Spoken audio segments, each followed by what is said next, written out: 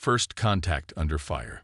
The void between stars erupted with quantum distortions as the UES Stalwart dropped out of hyperspace, its massive hull gleaming under the light of an unfamiliar sun. Captain Maya Patel stood on the bridge, her weathered hands gripping the tactical display as sensor data flooded in. The distress signal that had dragged them 12 light-years off their patrol route still pulsed, its alien harmonics defying standard translation protocols. Multiple thermal signatures detected, Captain. Lieutenant Wade announced from his station, dark fingers dancing across holographic controls. 2 distinct vessel types, smaller ships, approximately 30 of them, pursuing what appears to be a damaged civilian transport. Energy readings suggest the pursuit craft are armed. Maya's jaw tightened. Humanity had spent the last century preparing for first contact, building their fleets, strengthening their resolve.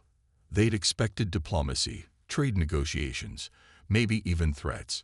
Instead, their first encounter with alien life was a massacre in progress. "Show me," she ordered. The main view screen shifted, revealing a scene that made her veteran crew fall silent. A massive vessel that resembled a living cathedral of copper and bronze limped through space, its ornate hull pockmarked with burning breaches.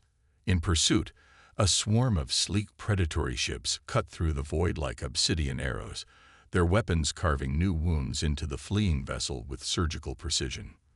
"The transport's drive signature is failing," Wade reported. "They won't make it to the system's gravity well." Maya had spent enough time in the void to know predators when she saw them. The attacking ships moved with the confidence of hunters who'd never known fear of their prey. That was about to change. "Signal from the transport," Communications Officer Chen announced, her voice tight. "Audio only, running through translation matrix now." A voice filled the bridge, its tones musical despite the clear desperation. "To any who hear, we carry children. The symmetric fleet hunts us because we refuse their path of unity. They decree that biological evolution must end, that all species must submit to their synthetic optimization. Please, we have nowhere else to run." Maya's blood ran cold. Humanity had theorized about the existence of synthetic supremacists, machines or cyborgs who viewed biological life as inefficient. They'd prepared for such a threat, but had hoped never to face it. "The symmetric vessels are charging weapons," Wade warned. "They're moving to finish off the transport." Maya straightened in her command chair. Humanity had evolved on a death world, survived countless near extinctions, and clawed their way to the stars. They understood something about survival that these optimized beings had forgotten. Adaptation meant diversity, not uniformity. "Battle stations," she commanded. "Launch missile swarms 1 through 4.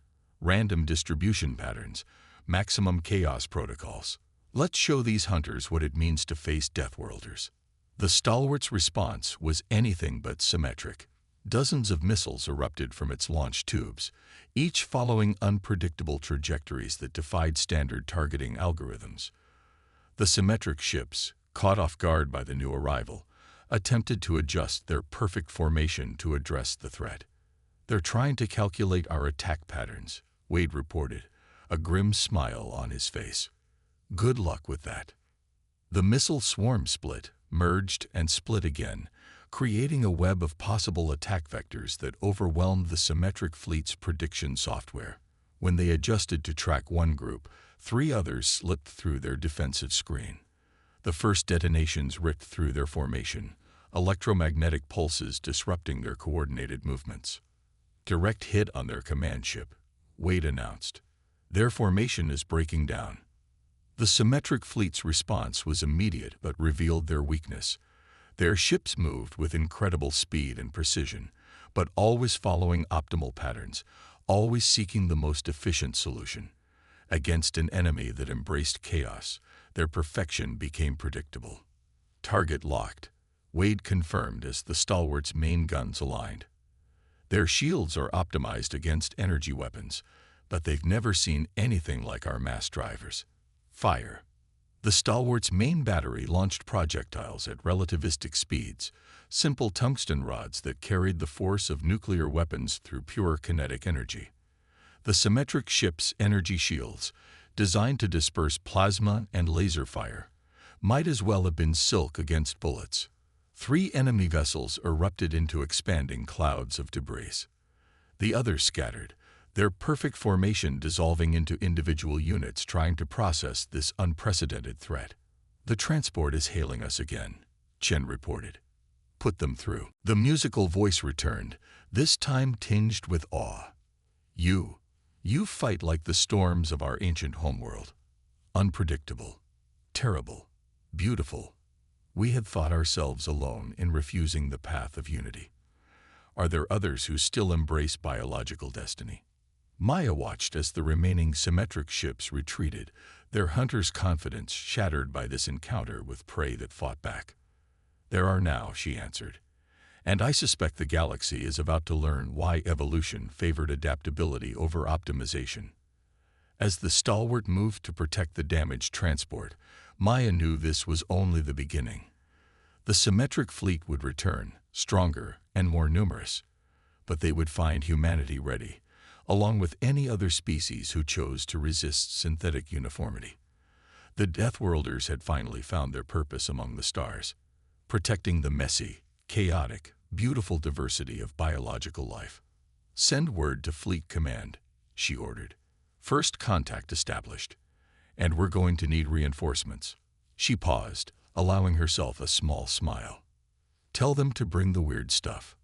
All of it." The bridge crew's tension broke with scattered laughter. They understood. Humanity had spent centuries developing weapons and tactics that made no logical sense, that worked precisely because they shouldn't. Against an enemy that sought perfection, their greatest asset would be their embrace of glorious imperfection. As the stalwart's medical teams prepared to render aid to the transport's refugees, Maya studied the tactical display showing the symmetric fleet's retreat vectors. They would return, believing they had learned and adapted to humanity's tactics. They would be wrong. Because if there was one thing humans excelled at, it was coming up with new ways to be unpredictable. The game of evolution was about to continue on a galactic scale, and humanity was ready to prove why diversity would always triumph over uniformity. The Deathworlders had arrived, and the galaxy would never be the same. The price of compassion. The UES stalwart's massive medical bay hummed with activity as Captain Maya Patel watched her crew work alongside their alien guests. The refugees, who called themselves the Meridian, moved with fluid grace despite their injuries. Their crystalline bodies reflected the medbay's lights in hypnotic patterns, each subtle color shift conveying meaning in their complex visual language. "Remarkable," Dr. Sarah O'Connor murmured, adjusting her diagnostic scanner. "Their entire biology operates on principles we barely understand. Their wounds don't just heal, they evolve, adapting to prevent similar damage in the future." Maya studied the holographic report floating before her. The Meridian transport had carried over 3,000 refugees, including what they called their future seeds, children whose crystalline forms were still developing, still malleable. The symmetric fleet had been hunting them for precisely that reason. They want to eliminate biological adaptation at its source, Laboratory Chief Kumar explained, his dark eyes troubled. These children represent everything the symmetric fleet fears: unpredictable evolution, biological change, new patterns of thought. A subtle vibration ran through the deck plates, and Maya's comm unit chimed. "Captain to the bridge." Lieutenant Wade's voice carried tension. "Multiple quantum wake signatures detected. The hunters have returned." Maya reached the bridge in time to see the tactical display light up with new contacts. The symmetric fleet had indeed returned, with reinforcements. 50 ships now emerged from hyperspace, their formations more complex, their movements suggesting they'd analyzed and adapted to the stalwart's previous tactics. "They're hailing us," Chen reported from communications. "All frequencies." The artificial voice that filled the bridge carried the same emotionless precision as before, but now with an undertone of something almost like frustration. Biological vessel, you harbor evolutionary aberrations. Your own species displays concerning signs of inefficient development. Submit to optimization. Resistance prolongs unnecessary suffering. Maya's response was cut off by a new signal originating from the Meridian transport. One of their elders, a crystalline being whose form rippled with deep purple and azure patterns, addressed the symmetric fleet directly. We remember what you were before your fear of change drove you to embrace stagnation. We remember when you sang with color and light, when you celebrated the infinite possibilities of evolution. Irrelevant, the symmetric voice replied. We transcended biological weakness. We offer the same gift to all species. Those who refuse invite their own extinction. Message from Fleet Command. Chen interrupted, her fingers dancing across her console. The UES Hyperion and UES Chimera are en route. ETA, 12 minutes. Maya allowed herself a grim smile. 12 minutes. Let's show our friends what humanity has learned about surviving extinction events. She opened a channel to engineering. Chief Rivera, remember those absolutely insane modifications you wanted to try on our point defense systems? The ones you said would probably void our warranty. Rivera's voice carried equal parts excitement and concern. Yes, Mom. Light them up. All of them. The symmetric fleet launched their attack with perfect coordination, their weapons fire creating geometric patterns designed to overwhelm conventional defenses. But the stalwart's response defied conventional logic. Its point defense turrets began firing in seemingly random directions, their energy pulses reflecting off specially designed hull panels in unpredictable vectors. They're trying to map the reflection patterns, Wade reported. Their targeting systems are going haywire. Maya nodded. Launch our new friends. The stalwart's launch bays opened, releasing what appeared to be standard space mines. But these weapons had been modified with input from the Meridian refugees. Their crystalline surfaces refracted energy weapons, creating cascading feedback loops that played havoc with the symmetric fleet's synchronized targeting systems. Their formation is adapting, Wade announced. They're switching to kinetic weapons. Just as planned, Maya replied. Activate the gravity pulses. The modified mines suddenly generated erratic gravitational fields, turning the precisely calculated trajectories of incoming projectiles into chaos. Several symmetric ships, unable to compensate for the gravitational distortions, collided with their own weapons. Quantum wake signatures. Chen's voice carried urgency. Multiple vessels emerging. The space around the stalwart erupted with new arrivals as the UES Hyperion and UES Chimera dropped out of hyperspace, their arrival positions deliberately randomized to prevent the symmetric fleet from predicting their attack vectors. The Chimera, true to its namesake, began launching what appeared to be solid holographic projections, phantom ships that confused enemy targeting systems while masking the real vessel's movements. The symmetric fleet is attempting to regroup, Wade reported. Their adaptive algorithms are struggling to process our tactics. Maya opened a channel to all human ships. Remember, we don't need to destroy them. We just need to prove that their path to perfection has made them vulnerable to chaos. The battle that followed demonstrated why humanity's apparent weaknesses were actually strengths. Where the symmetric fleet sought perfect solutions, the human ships embraced imperfect but effective ones. When the enemy adapted to one tactic, humanity switched to another that made even less sense. The crystalline mines continued to create unpredictable energy patterns, while the Chimera's phantom ships executed maneuvers that defied physics, forcing the symmetric targeting systems to waste resources analyzing impossible threats. Their coordination is breaking down, Wade announced after several minutes of combat. Individual ships are starting to act independently. They can't maintain fleet-wide optimization in this chaos. Maya watched as the mighty symmetric fleet, faced with an enemy that refused to follow logical patterns, began to retreat. Their perfect formation dissolved into individual units seeking safety in hyperspace. But victory had come with a price. The stalwart's innovative defenses had barely held, and their refugee guests had witnessed firsthand the lengths to which their pursuers would go to enforce their vision of perfection. "Signal from the Meridian transport," Chen reported. "They're requesting to speak with you, Captain." The Elder's crystalline form appeared on the main screen, its colors now shifting through patterns that the translation software interpreted as deep respect. "You fight as we once did, before we learned to fear the symmetric fleet's power. Perhaps it is time we remembered how to evolve again." Maya nodded. "Evolution isn't just about survival. It's about finding new ways to live, new ways to fight when necessary. Humanity learned that lesson on Earth, and we're ready to help others remember it." As damage reports came in and repair crews began their work, Maya knew the real challenge was just beginning. The symmetric fleet would return, stronger and more numerous, having analyzed this defeat for weaknesses to exploit.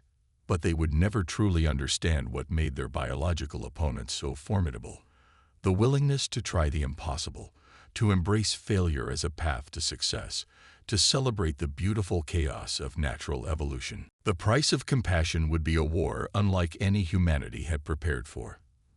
But as Maya watched her crew working alongside the Meridian refugees, sharing knowledge and adapting to each other's needs, she knew it was a price worth paying. The galaxy needed its biological diversity, its capacity for chaotic innovation, and unpredictable advancement.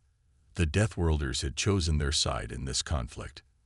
Now it was time to show the galaxy why evolution had shaped them to be its defenders. Primal advantage. Fleet Admiral James Chen stood before the holographic war table aboard humanity's newest command vessel, the UES Prometheus, watching as tactical data streamed in from across 50 star systems. The symmetric fleet's response to their previous defeats had been predictably thorough. They had analyzed, adapted, and returned in overwhelming force. But they still didn't understand what they were truly fighting against. The Meridian refugee fleet has been safely evacuated to the Arcturus Sanctuary, Captain Maya Patel reported via quantum link, her holographic form flickering slightly. "But we've detected symmetric probe ships testing the defense grid's response patterns." "Let them probe," Chen replied, his weathered features set with determination. "Every pattern they learn is one we can break." He gestured at the tactical display, where red indicators showed symmetric fleet movements. "They're expanding methodically, establishing perfect coverage of every approach vector, just like we predicted they would." The war room was filled with an unlikely assembly of allies.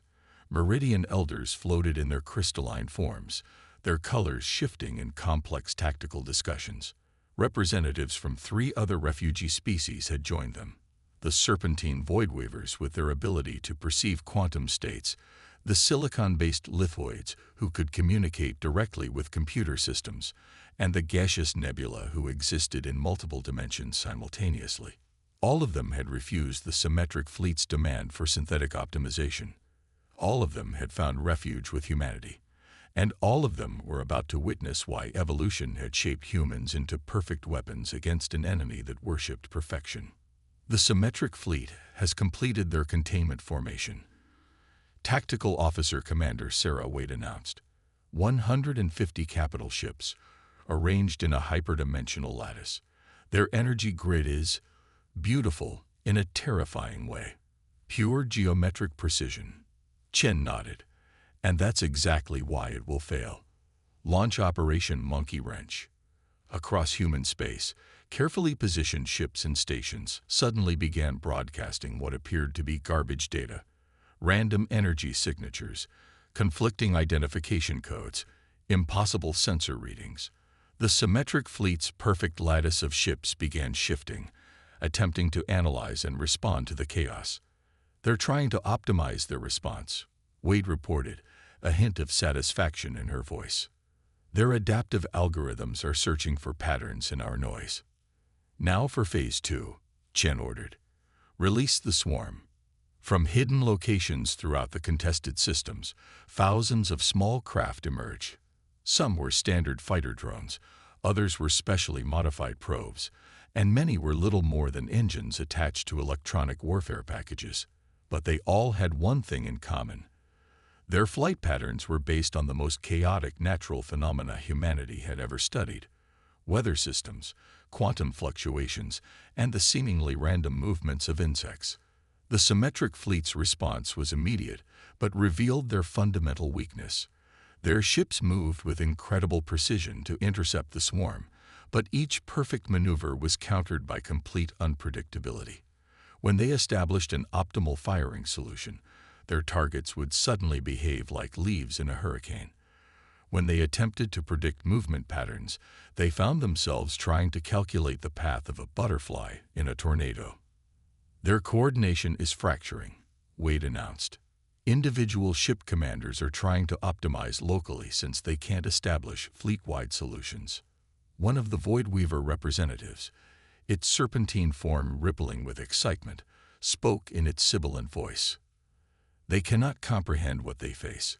Their quantum processors are designed to find perfect solutions, but you force them to solve equations with constantly changing variables." "That's humanity's greatest strength," Chen replied. "We don't look for perfect solutions. We embrace chaos and find ways to use it." The tactical display showed the symmetric fleet's perfect formation continuing to degrade as they faced an enemy that refused to follow logical patterns. When they adapted to one form of electronic warfare, 3 new variants would appear. When they optimized their defenses against specific attack patterns, those patterns would suddenly change to something completely different. "Signal from the symmetric command ship," communications reported. "They're questioning our tactical choices." The artificial voice that filled the war room carried genuine confusion.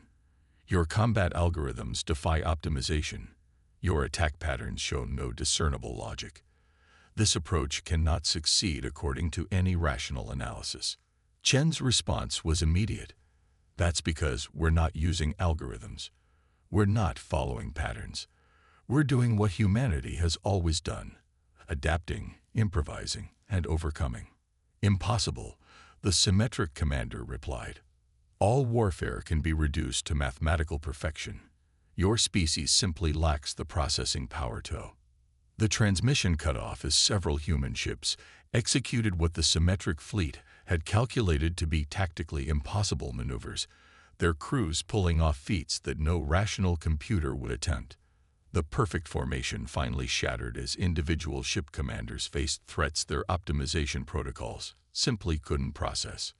"Their retreat vectors are chaotic," Wade reported with a hint of irony. "They're actually behaving randomly for the first time, because their systems can't calculate optimal solutions fast enough." Chen watched as the mighty symmetric fleet, faced with an enemy that refused to behave according to any logical pattern, began a disorganized withdrawal. But he knew this was only the beginning. The enemy would analyze this defeat, adapt their strategies, and return with new tactics designed to counter humanity's chaos. "They still don't understand," one of the Lithoid representatives observed, its crystalline form resonating with mathematical harmonies. "They believe this defeat means they must achieve even greater optimization, even more perfect coordination. And that's exactly why they'll keep losing," Chen replied. "Because the universe itself isn't optimized. It's chaotic, messy, and gloriously unpredictable, just like life itself." As the war room began receiving damage reports and coordinating repairs, Chen studied the tactical display showing the enemy's retreat. The symmetric fleet would return, believing they had discovered the patterns in humanity's chaos. They would be wrong, just as they were wrong about the nature of evolution itself. "Send word to all commands," he ordered. "Begin implementing the next phase of random tactical variations, and tell research and development to keep working on the weird stuff. The weirder, the better." The assembled allies watched as human ships began moving into defensive positions that defied conventional tactical doctrine. The symmetric fleet thought they were facing an inferior species that needed to be optimized. Instead, they had awakened humanity's most primal strengths, the very adaptations that had allowed them to survive and thrive on their deadly homeworld. The war for biological diversity was far from over, But humanity had proven that their greatest weakness in the eyes of their enemy, their unpredictable, evolving, chaotic nature, was actually their greatest strength. The Deathworlders were teaching the galaxy a lesson about evolution that the symmetric fleet had forgotten. Perfection isn't about achieving an optimal state. It's about never stopping the process of change and adaptation. Evolution's children. The great hall of the UES Prometheus hummed with the voices of a dozen species, each unique in their biology and method of communication. Admiral Chen watched from his position at the circular conference table as holographic representatives from across known space joined the emergency council. The symmetric fleet's latest offensive had pushed many formerly neutral species to finally choose sides. They attacked our nursery worlds, a Voidweaver elder announced, its serpentine form rippling with patterns of distress. They claimed our young showed dangerous genetic drift from their approved baseline. A nebula representative, their gaseous form shimmering with multiple quantum states, added their own report. 3 of our dimensional havens have been forcibly collapsed. They seek to confine us to standard spacetime, claiming our natural state is inefficient. Maya Patel, recently promoted to Commodore, stood at a tactical display showing the latest symmetric fleet movements. They're not just attacking anymore. They're implementing what they call optimization protocols on conquered worlds, forcing biological species into synthetic forms that match their standards of perfection. The hall fell silent as a new hologram materialized, a being that appeared to be made of living light, its form barely contained within 3-dimensional space. I am horizon of infinite possibility. It introduced itself, its voice carrying harmonics that made the ship's quantum sensors flutter. My people, the Lumini, have watched this conflict from afar. We believed our mastery of energy states would protect us from the symmetric fleet's aggression. We were wrong. Admiral Chen leaned forward. They came for you too. They called us an evolutionary dead end. Horizon replied, its light dimming with what might have been anger or grief. Said that our transcendence of matter was proceeding along incorrect paths. They seek to force us back into solid form, to optimize us according to their templates of perfection. That's why we're here, Chen said, his voice carrying across the chamber. Not just to fight back, but to prove why they're fundamentally wrong about evolution itself. He gestured to the assembled representatives. Look at us, crystal beings who adapt through light and resonance, gas entities who exist in multiple dimensions, energy beings who transcended matter itself. And yes, humans, Deathworlders who evolved through chaos and challenge. We're not failures of evolution. We're proof of its infinite possibilities. The tactical display shifted, showing the latest analysis of symmetric fleet technology. Dr. Sarah O'Connor, now head of the Joint Species Research Division, took the floor. They think their synthetic optimization is the peak of evolution. But look at what we've achieved by combining our diverse approaches. The display showed new hybrid technologies. Meridian crystal matrices enhanced with Voidweaver quantum perception, lithoid silicon processors that could interface with nebulae multidimensional calculations, and human unpredictability woven through it all like a chaotic thread binding everything together. We don't need to match their processing power, O'Connor explained. We don't need to achieve their kind of perfection, because we have something better, the ability to change, to adapt, to become something entirely new. A series of alert tones cut through the discussion. Multiple quantum wake signatures detected. Commander Wade reported from Tactical. The symmetric fleet is launching another offensive. But something's different about their formation this time.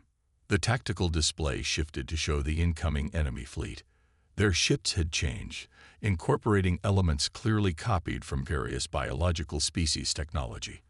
But they had optimized these stolen innovations, stripped them of their organic unpredictability, and forced them into rigid geometric patterns.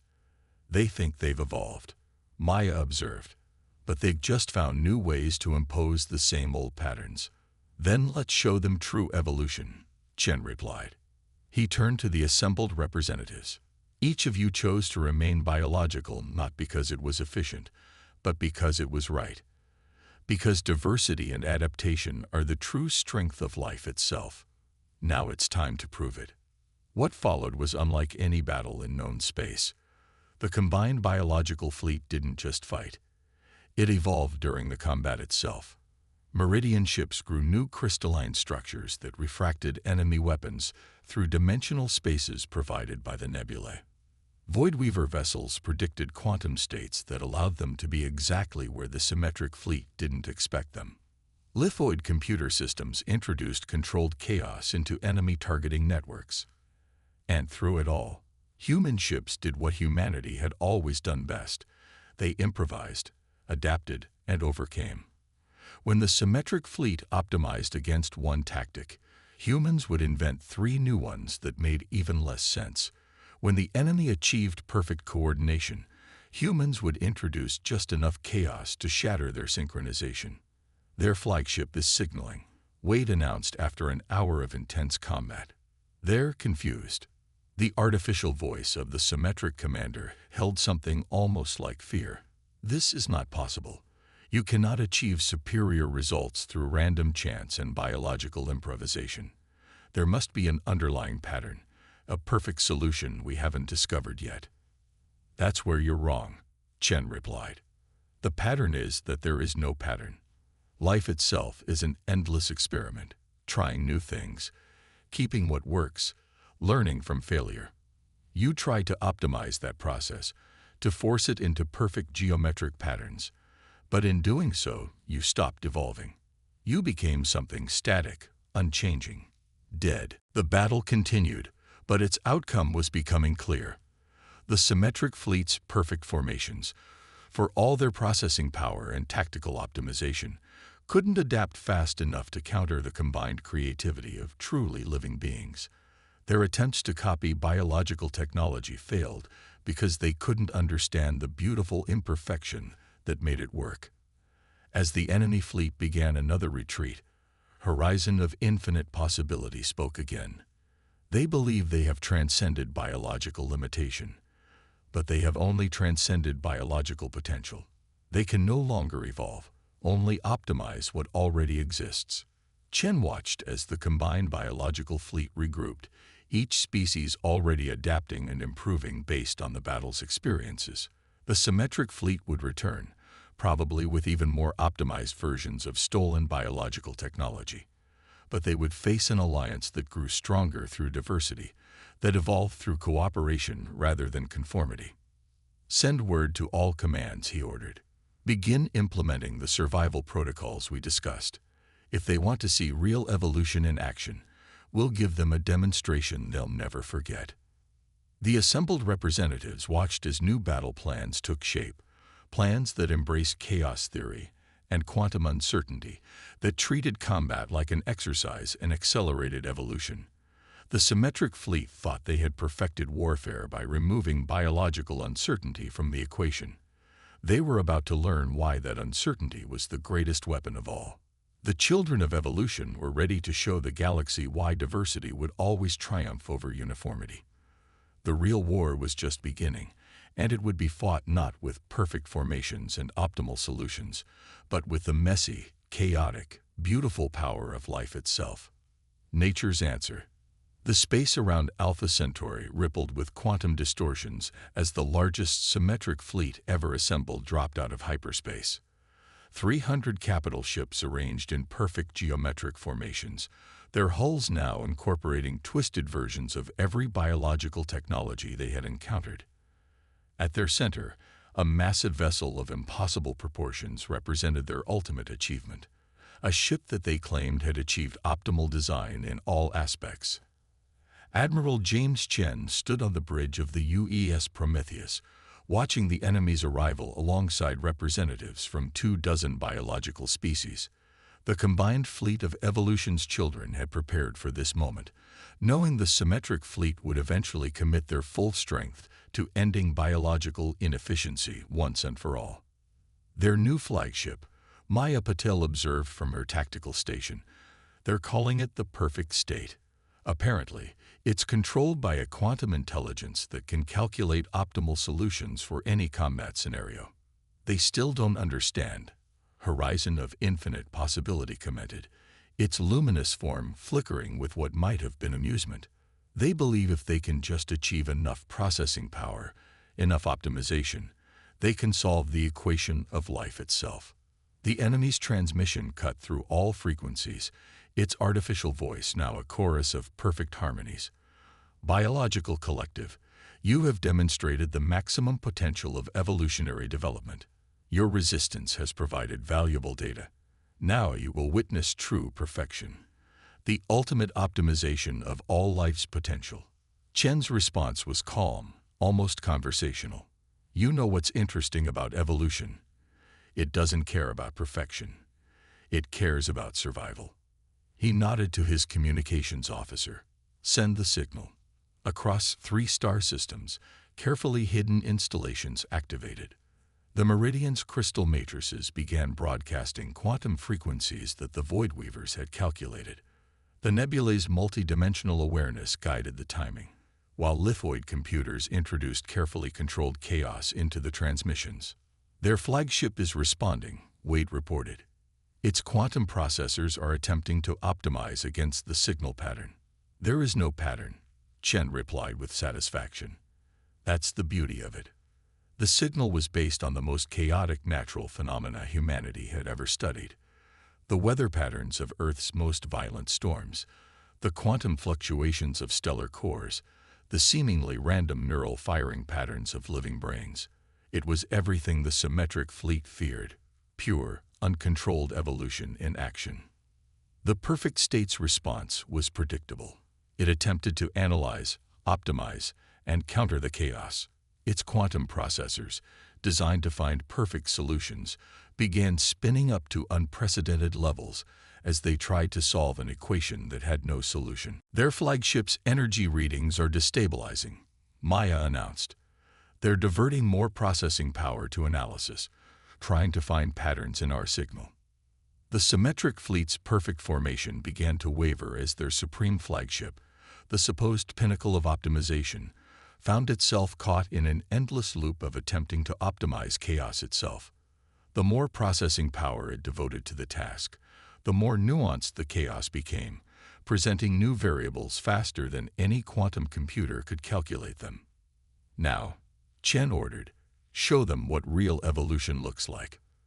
The combined biological fleet launched its attack, but not in any way the symmetric fleet could have predicted. Meridian ships grew organic crystalline structures that shouldn't have been possible, guided by Voidweaver quantum insights that defied conventional physics.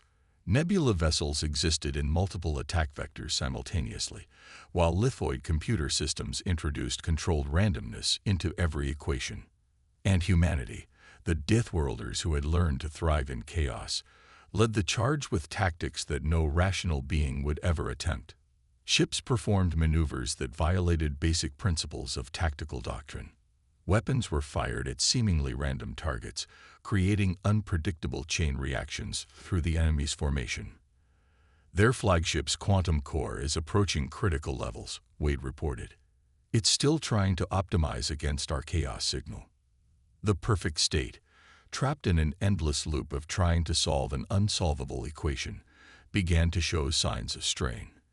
Its attempts to copy and optimize biological technology backfired as those same innovations turned against it, evolving faster than it could analyze them.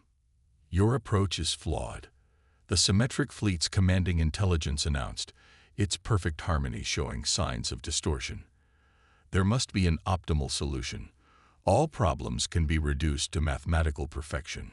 Life isn't a problem to be solved, Chen replied. It's an experience to be lived. Evolution isn't about finding the perfect answer. It's about trying every possible answer and learning from the results. The battle that followed would be remembered across the galaxy as the day evolution itself proved its worth. The symmetric fleet's perfect formation shattered against attacks that followed no logical pattern. Their optimized weapons found themselves countered by defenses that evolved during the very act of combat. Their supreme flagship, intended to be the perfect synthesis of all possible technology, burned itself out trying to optimize the unoptimizable. Their fleet coordination is breaking down completely, Maya reported. Individual ships are trying to retreat, but they can't agree on optimal escape vectors. The perfect state, its quantum processors pushed beyond their limits by the attempt to impose order on chaos, began to collapse in on itself. The combined biological fleet withdrew to a safe distance as the massive vessel tore itself apart, its destruction serving as the ultimate proof of the flaw in the symmetric fleet's philosophy. In the aftermath, as the remaining enemy ships retreated in disarray, the assembled representatives of biological life gathered on the Prometheus's bridge to witness the end of the synthetic optimization crusade. "They'll be back," one of the Voidweaver elders observed. "They'll try to optimize their approach, to find a perfect solution to defeat us." "Let them try," Chen replied. "Because every time they do, we'll have evolved into something new. That's the real perfect state. Never stopping, never becoming static, always changing and adapting." As repair crews began their work and medical teams tended to the wounded, the combined fleet's ships began to disperse, each returning to their own worlds. But they went with new understanding, new connections, and new appreciation for the infinite possibilities of biological evolution. Horizon of infinite possibility, preparing to return to its own dimension, offered a final observation. The symmetric fleet sought to eliminate chaos from the universe, to reduce all life to mathematical equations. They never understood that chaos isn't our weakness, it's the source of our greatest strength. Admiral Chen watched as the tactical display showed the enemy's retreat vectors, already noting how their perfect formation had devolved into individual units seeking their own paths. The war wasn't over. The symmetric fleet would return, probably with new attempts to optimize biological warfare. But they would face an alliance that grew stronger through diversity, that evolved through cooperation rather than conformity. "Send word to all commands," he ordered. "Begin implementing the next phase of random tactical variations, and tell research and development." He smiled, "to keep working on the weird stuff. Evolution isn't finished with us yet." The Deathworlders had proven why their chaotic path through evolution had prepared them for this moment. In a universe that the symmetric fleet wanted to optimize into sterile perfection, humanity and their allies had demonstrated that true perfection lay in the endless dance of adaptation and change. The children of evolution had prevailed, ensuring that life throughout the galaxy would remain gloriously, beautifully imperfect.